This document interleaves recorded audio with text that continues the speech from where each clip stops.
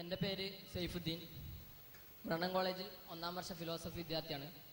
ഞാൻ ചോദിക്കുന്നത്, കമ്മ്യൂണിസത്തിൻ്റെ പരാജയം സൈദ്ധാന്തികമാണോ? സൈദ്ധാന്തികമല്ല എന്നാണ് കമ്മ്യൂണിസ്റ്റ് സൈദ്ധാന്തികർ പറയുന്നത്. അതിൻ്റെ പരാജയത്തിന് കാരണം പ്രയോഗത്തിൽ വരുത്തിയവരുടെ പ്രശ്നം മൂലം മാത്രമാണ്. അങ്ങനെയാണെങ്കിൽ കമ്മ്യൂണിസം പരാജയപ്പെട്ടു എന്ന് പറയുന്നതിൽ അർത്ഥമില്ല.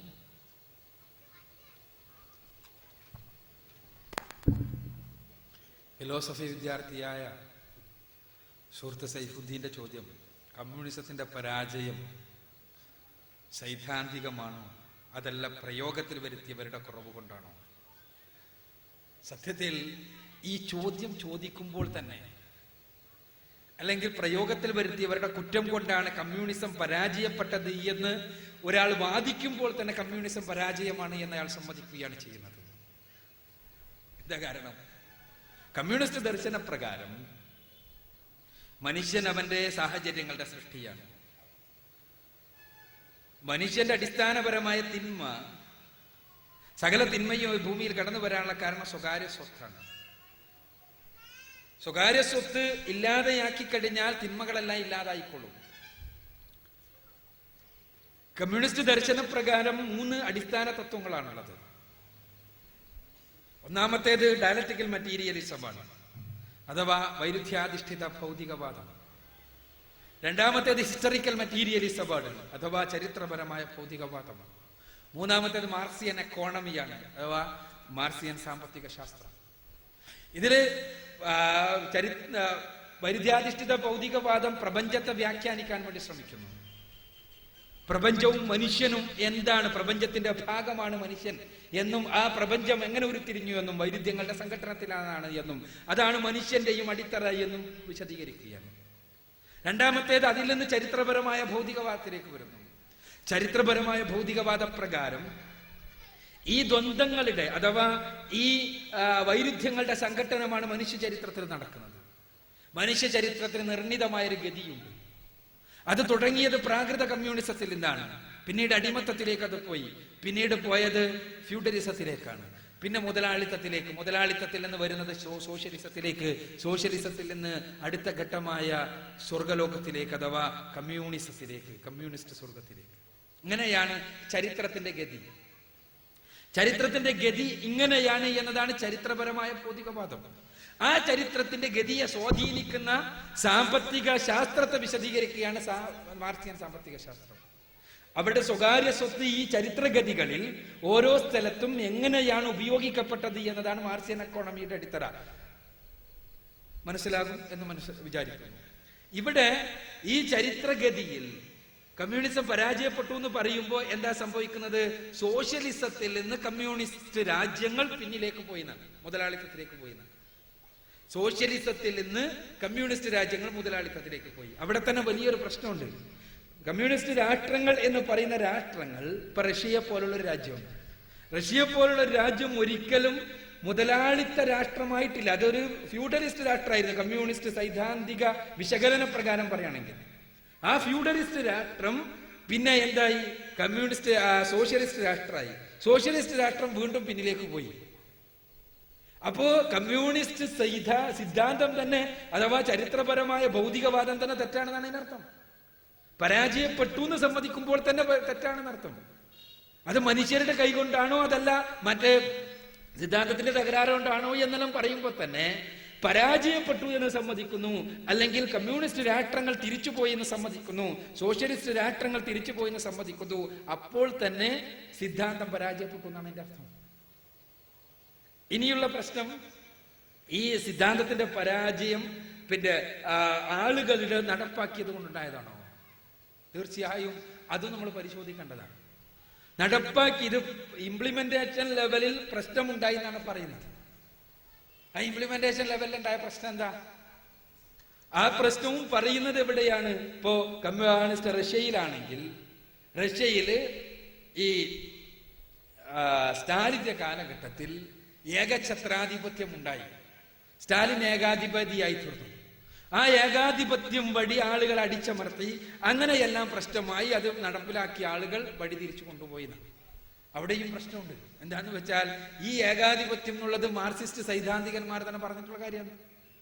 ആന്റി ഡ്യൂറിംഗ് എന്ന പുസ്തകത്തിൽ മാർക്സ് വളരെ വ്യക്തമായി പറയുന്നുണ്ട്, സോഷ്യലിസത്തിലേക്കുള്ള പ്രയാണ കാലഘട്ടത്തിൽ ഒരു ഭരണകൂടം ഉണ്ടാകും. ആ ഭരണകൂടത്തിന്റെ കാര്യപ്പെട്ട പണി അടിച്ചമർത്തുക എന്നത് തന്നെയാണ്. കാരണം അടിച്ചമർത്താതെ ഒരിക്കലും സോഷ്യലിസ്റ്റ് സ്വർഗത്തിലേക്കുള്ള പ്രയാണം സാധ്യമല്ല എന്ന് മനസ്സിലാക്കിയവരായിരുന്നു കമ്മ്യൂണിസ്റ്റ് സൈദ്ധാന്തികന്മാർ. അപ്പോൾ കമ്മ്യൂണിസ്റ്റ് സിദ്ധാന്തത്തിന്റെ സ്വാഭാവികതയാണ് സ്റ്റാലിന്റെ ഏകഛത്രാധിപത്യം എന്നർത്ഥം. അപ്പോ ചുരുക്കത്തിൽ കമ്മ്യൂണിസ്റ്റ് ദർശനത്തിന്റെ സ്വാഭാവികമായ പതനമാണ് അവിടെ ഉണ്ടായിട്ടുള്ളത്. ചരിത്രം, കമ്മ്യൂണിസ്റ്റ് ദർശനപ്രകാരം ചരിത്രം ഒരു ഒഴുക്കാണ്, ഏകദാനമായ ഒഴുക്ക്. എന്നാൽ സംഭവിച്ചിട്ടുള്ളത് ആ ഒഴുക്ക് തിരിഞ്ഞൊഴുക്കുകയാണ്, പിന്നിലേക്ക് ചരിത്രം ഒഴുകി എന്നാണ് ഈ സംഭവങ്ങൾ വ്യക്തമാക്കുന്നത്. അതുകൊണ്ട് തന്നെ കമ്മ്യൂണിസ്റ്റ് ദർശനം തന്നെയാണ് പരാജയപ്പെട്ടിട്ടുള്ളത്, തത്വശാസ്ത്രം തന്നെയാണ് പരാജയപ്പെട്ടിട്ടുള്ളത്. പിന്നീടുള്ളൊരു പ്രശ്നം നടപ്പാക്കുന്നവരുടെ കുഴപ്പം കൊണ്ടാണെന്ന്. നടപ്പാക്കുന്നവർക്ക് കുഴപ്പമുണ്ടാകുന്നത് എന്തുകൊണ്ടാണ് എന്ന് കമ്മ്യൂണിസ്റ്റ് ദർശനം പറയുന്നുണ്ട്. എന്താണ് കുഴപ്പമുണ്ടാകുന്നത്? കുഴപ്പമുണ്ടാകുന്നത് സ്വകാര്യ സ്വത്തുള്ളത് കൊണ്ടാണ്. സ്വകാര്യ സ്വത്ത് നിലനിൽക്കുന്ന ഒരു സാമൂഹ്യ സംവിധാനത്തിൽ മാത്രമേ തിന്മകൾ ഉണ്ടാകൂ, സ്വാർത്ഥതയുണ്ടാകൂ. അപ്പോ സ്വകാര്യ സ്വത്തിന്റെ നിർമൂലനം സാധിച്ചതിന് ശേഷം ഒരാൾക്ക് സ്വാർത്ഥതയുണ്ടായെങ്കിൽ, ഒരാൾക്ക് കുഴപ്പമുണ്ടായെങ്കിൽ അതും കമ്മ്യൂണിസ്റ്റ് ദർശനത്തിന്റെ പരാജയമാണ്, ദാർശനികമായ പരാജയമാണ്. കമ്മ്യൂണിസ്റ്റ് ദർശനം തന്നെ പറയുന്നത് ഈ സമൂഹത്തിൽ സ്വകാര്യ സ്വത്ത് ഇല്ലാതെയാക്കിയാൽ, ക്യാപിറ്റൽ പൂർണ്ണമായി ഇല്ലാതെയാക്കിയാൽ എന്ത് സംഭവിക്കും? തിന്മകൾ ഇല്ലാതെയാകും സ്വാഭാവികമായിട്ടാണ്. ഇപ്പൊ സോവിയറ്റ് റഷ്യ ഉദാഹരണമായിട്ട് എടുത്താൽ, സോവിയറ്റ് റഷ്യയിൽ പൂർണ്ണമായും സ്വകാര്യ സ്വത്ത് ഇല്ലാതെയാക്കി. ആ സ്വകാര്യ സ്വത്ത് ഇല്ലാതെയാക്കിയ ഒരു സമൂഹത്തിൽ അവിടെ ഉണ്ടായിരുന്ന കമ്മ്യൂണിസ്റ്റ് നേതാക്കന്മാർ അവര് പ്രാക്ടിക്കലായി പരാജയപ്പെട്ടു എന്ന് പറഞ്ഞാൽ തന്നെ കാരണം സ്വകാര്യ സ്വത്ത് ഇല്ലാതെയായാൽ ആളുകൾ നന്നാകൂല എന്ന് വന്നാൽ അവിടെയും കമ്മ്യൂണിസ്റ്റ് ദർശനത്തിന്റെ പരാജയമാണ്. ഇങ്ങനെ ഏത് തലത്തിലൂടെ നോക്കിയാലും ദാർശനികമായ പരാജയമാണ് കമ്മ്യൂണിസത്തിന് ഉണ്ടായിട്ടുള്ളത് എന്നുള്ളത് സത്യമാണ്. അത് അംഗീകരിച്ചാലും ഇല്ലെങ്കിലും കമ്മ്യൂണിസ്റ്റ് ദാർശനികന്മാർ അംഗീകരിക്കുന്ന സത്യമാണ് എന്നുള്ളതാണ് യാഥാർത്ഥ്യം. ആധുനിക കമ്മ്യൂണിസ്റ്റ് ദാർശനികന്മാർ പലപ്പോഴും ഈ വസ്തുത അംഗീകരിക്കാറുണ്ട്. പക്ഷേ കണ്ണടച്ച് ഇരുട്ടാക്കുക ആണ് പലപ്പോഴും ആ രംഗത്തുള്ള ചിലർ ചെയ്യാറുള്ളത് എന്നുള്ളതൊരു യാഥാർത്ഥ്യമാണ്. അതാണ് ഈ ചോദ്യത്തിലും നമ്മൾ മുഴച്ചു കാണുന്നത്.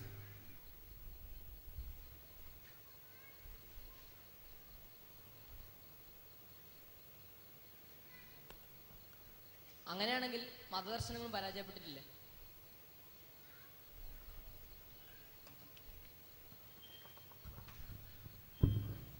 അങ്ങനെയാണെങ്കിൽ മതദർശനവും പരാജയപ്പെട്ടതല്ലേ എന്നാണ് ഇത് സാധാരണയായ ഭൗതികവാദികൾ ഉന്നയിക്കാറുള്ള ഒരു ചോദ്യം. മതദർശനവും പരാജയപ്പെട്ടില്ലേ? തീർച്ചയായും മതസമൂഹം തിരിച്ചു പോകുന്ന അവസ്ഥയുണ്ടായില്ലേ? മതദർശനം സൈദ്ധാന്തികമായി പരാജയപ്പെട്ടു എന്ന് സമ്മതിച്ചാൽ തന്നെ കമ്മ്യൂണിസ്റ്റ് ദർശനത്തിന്റെ പരാജയത്തിന് അത് ന്യായീകരണമാവില്ല എന്ന് നമ്മൾ ആദ്യം മനസ്സിലാക്കണം. നമ്മൾ സമ്മതിക്കുക ഇസ്ലാം പരാജയമാണ് എന്ന് വാദത്തിന് വേണ്ടി സംഭവിച്ചു എന്ന് വിചാരിക്കുക. എങ്കിൽ കമ്മ്യൂണിസ്റ്റ് ദർശനവും പരാജയപ്പെട്ടോട്ടെ എന്നാണോ? അതൊരിക്കലും കമ്മ്യൂണിസ്റ്റ് ദർശനത്തിന്റെ പരാജയത്തിന്റെ ന്യായീകരണമാകുന്നില്ല. ഒന്ന്. ഇനി മതദർശനം പരാജയപ്പെട്ടിട്ടുണ്ടോ? തീർച്ചയായും ഇല്ല. ഇസ്ലാമിക ദർശനം പരാജയപ്പെട്ടിട്ടില്ല. മതം എന്ന് പറയുമ്പോൾ എല്ലാ മതമാണ്. അവിടെ ഇസ്ലാമിക ദർശനത്തിന്റെ വക്താവ് എന്നുള്ള നിലക്ക് അടിവരയിട്ടുകൊണ്ട് ഒരൽപ്പം ഇസ്ലാമിക ദർശനത്തിന്റെ അഹങ്കാരത്തോടു കൂടി തന്നെ, ദാർശനികമായ അഹങ്കാരത്തോടു കൂടി തന്നെ പറയാൻ കഴിയും, ഇസ്ലാമിക ദർശനം പരാജയം ഒരു തരിമ്പ് പോലും ഏറ്റുവാങ്ങാതെ മുന്നിലേക്ക് പോവുകയാണ്. എങ്ങനെയാണത്? ഖലീഫമാരുടെ കാലത്തിന് ശേഷം മുസ്ലിം ലോകത്ത് കുഴപ്പമുണ്ടായില്ലേ? മുസ്ലിം ലോകം ഛിദ്രമായില്ലേ? പ്രശ്നങ്ങൾ ഉണ്ടായില്ലേ? സംഘടനകൾ ഉണ്ടായില്ലേ? മുസ്ലിം ലോകത്ത് തിന്മകളില്ലേ? ഇന്നും ഇസ്ലാമിക രാഷ്ട്രങ്ങളിൽ പ്രശ്നങ്ങളില്ലേ? തീർച്ചയായും ഇതെല്ലാം ഉണ്ട്. ഇതെല്ലാം ഇസ്ലാമിക ദർശനത്തിന്റെ സാധുതയുടെ അംഗീകാരമാണ് എന്നതാണ് സത്യം. അതാണ് കമ്മ്യൂണിസവും ഇസ്ലാമിക ദർശനവും തമ്മിലുള്ള വ്യത്യാസം. എന്താണത്? കമ്മ്യൂണിസ്റ്റ് ദർശനം പറഞ്ഞത് സമൂഹത്തിലെ തിന്മകളുടെ അടിവേര്, ഞാൻ നേരത്തെ ചോദ്യത്തിന് ഉത്തരം പറഞ്ഞപ്പോൾ പറഞ്ഞു, തിന്മകളുടെ അടിവേര് സ്വകാര്യ സ്വത്താണ്. സ്വകാര്യ സ്വത്ത് ഇല്ലായ്മ ചെയ്താൽ സമൂഹത്തിൽ നന്മയുണ്ടാകും സ്വാഭാവികമായും. അപ്പൊ സ്വകാര്യ സ്വത്ത് നിർമൂലനം ചെയ്യുക എന്നുള്ളതാണ് നമ്മുടെ കടമ. രാഷ്ട്രത്തിന്റെ, സമൂഹത്തിന്റെ കടമ സ്വകാര്യ സ്വത്തിന്റെ നിർമൂലനമാണ്. അപ്പോ രാഷ്ട്രം നന്നായാൽ സമൂഹം നന്നായിക്കോളും, വ്യവസ്ഥിതി നന്നായാൽ മനുഷ്യർ നന്നാകും എന്നാണ് കമ്മ്യൂണിസ്റ്റ് ദർശനം പറഞ്ഞത്. അതുകൊണ്ടാണ് വ്യവസ്ഥിതി നന്നാക്കാൻ വേണ്ടി രക്തരൂക്ഷിതവും അല്ലാത്തതുമായ വിപ്ലവം വേണമെന്ന് പറഞ്ഞത്. ആള് നന്നാവണമെങ്കിൽ എന്ത് വേണം? വ്യവസ്ഥിതി നന്നാവണം.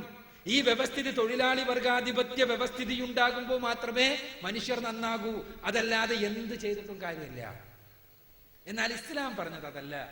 വ്യവസ്ഥിതി നന്നായാൽ മനുഷ്യർ നന്നാവില്ല, മറിച്ച് മനസ്ഥിതി നന്നാവണം, അപ്പോഴേ ആള് നന്നാകൂ എന്നുള്ളതാണ് ഇസ്ലാമിക ദർശനം പറഞ്ഞത്.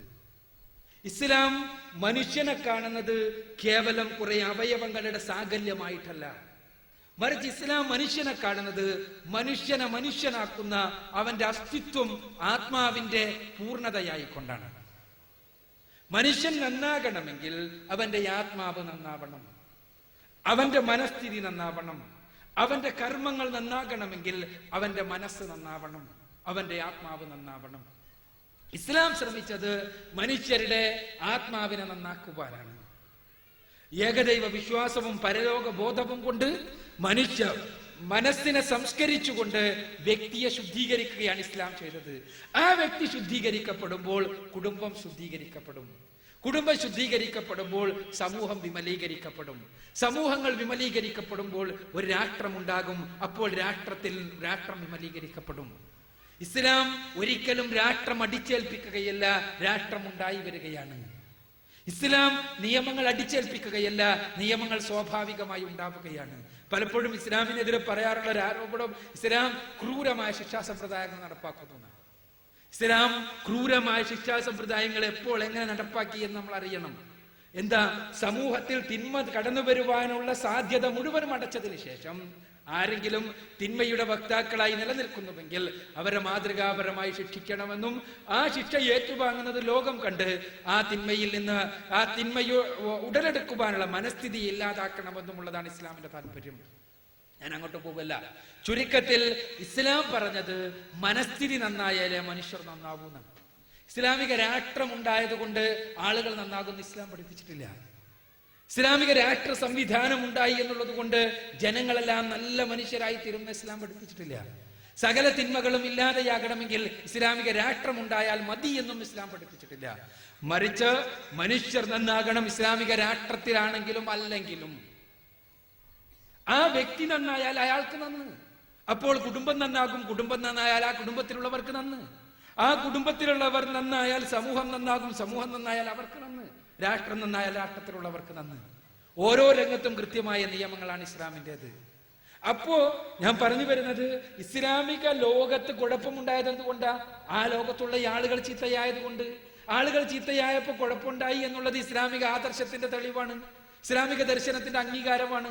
എന്തുകൊണ്ടെന്നാൽ ഇസ്ലാമിക ദർശനം ജനങ്ങൾ ഇസ്ലാമിക രാഷ്ട്രം ഉണ്ടായാൽ ജനങ്ങളെല്ലാം നന്നായിക്കോളും എന്ന് പറഞ്ഞിട്ടില്ല. വ്യക്തി നന്നായാലേ, വ്യക്തിയുടെ ആത്മശുദ്ധീകരണത്തിലൂടെ മാത്രമേ മനുഷ്യർ നന്നാകൂ എന്നാണ് ഇസ്ലാം പഠിപ്പിച്ചത്. ഇസ്ലാമിക രാഷ്ട്രത്തിലെ രാഷ്ട്ര നേതാവ് കുഴപ്പമുണ്ടാക്കിയാൽ അതും ഇസ്ലാമിക ദർശനത്തിന്റെ അംഗീകാരമാണ്. രാഷ്ട്ര നേതാവായി എന്നുള്ളത് കൊണ്ട് അയാൾ നന്നായിക്കൊള്ളുന്നില്ല. അയാളുടെ ഹൃദയം നന്നായാലേ, അയാളുടെ ആത്മാവ് നന്നായാലേ, അയാളുടെ മനസ്ഥിതി നന്നായാലേ ആള് നന്നാകൂ. ചുരുക്കത്തിൽ മത സമൂഹം സാമൂഹ്യമായി ഇസ്ലാമിക രാഷ്ട്രം തകർന്നു എന്നുള്ളത് പോലും ഇസ്ലാമിക ആദർശത്തിന്റെ അംഗീകാരമാണ്. കമ്മ്യൂണിസ്റ്റ് ദർശനം തകർന്നത് അങ്ങനെയല്ല. കമ്മ്യൂണിസ്റ്റ് ദർശനം പഠിപ്പിച്ചത് വ്യവസ്ഥിതി നന്നായാൽ മനുഷ്യർ നന്നായിക്കൊള്ളുമെന്നാണ്. വ്യവസ്ഥിതി നന്നാക്കാൻ ശ്രമിച്ചു നീണ്ട 70 വർഷക്കാലം, പക്ഷെ മനുഷ്യർ നന്നായില്ല എന്ന് മാത്രമല്ല, അവിടെയുള്ള മനുഷ്യരാകെ അവിടെയുള്ള മനുഷ്യർ ഒന്നിച്ച് ആ വ്യവസ്ഥിതിയെ കൊന്ന് കുടിച്ചുമൂടി എന്നുള്ളത് ചരിത്രപാഠം. മറ്റേത് അങ്ങനെയല്ല.